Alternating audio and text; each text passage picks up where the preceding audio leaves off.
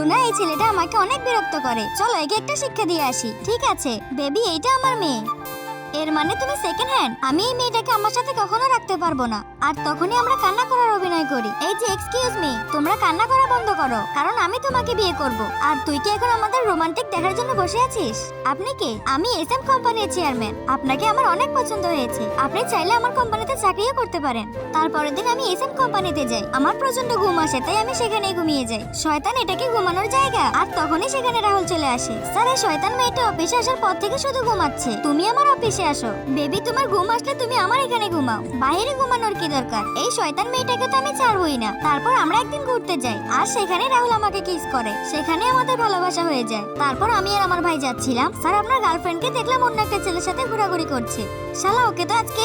রিয়া, তুমি এটা আমার সাথে ঠিক করনি। আর শালা, তোর এত বড় সাহস, তুই আমার হবু বউয়ের সাথে ঘোরাঘুরি করছিস? আমার পরিবারের থেকে সবসময় দূরে থাকবি। পরবর্তী পর্বের জন্য কমেন্ট করো। আর তোমরা কেউ ভিডিওতে লাইক সাবস্ক্রাইব করো না।